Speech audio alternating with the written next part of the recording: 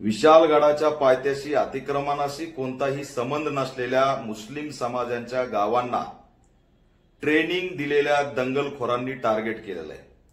ज्या पद्धतीने जाळपोळ झाली, ज्या पद्धतीने गाड्या फोडल्या, ज्या पद्धतीने महिलांना मारहाण झाली, ज्या पद्धतीने घरात घुसून धुडगूस घातलाय, हे ट्रेनिंग घेतलेले दंगलखोर आहेत। आणि दंगलीच्या ट्रेनिंग महाराष्ट्रात कोण देतं हे महाराष्ट्राला चांगलं माहित आहे। त्याच्यामुळे या दंगलखोरांना अटक झाली पाहिजे। या घटनेचा ऑल इंडिया पॅंथर सेना निषेध करत आहे।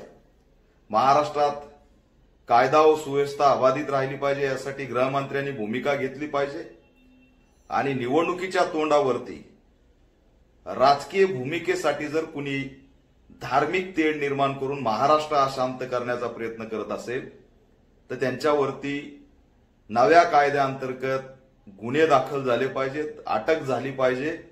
आणि या ठिकाणी महाराष्ट्र अशांत करणाऱ्या आणि कायदा व सुव्यवस्था बिघडणाऱ्यावरती कठोर कारवाई झाली पाहिजे, अशी गृहमंत्र्याकडे ऑल इंडिया पॅंथर सेना मागणी करत आहे। मुस्लिमांना टार्गेट करून सत्ता मिळवाल, मुस्लिमांना टार्गेट करून आपली राजकीय पोळी भाजाल, परंतु रक्त सांडून नेतृत्व मिळवणं हे महाराष्ट्राला शोभनीय नाही, कोणत्याही नेतृत्वाला शोभनीय नाही।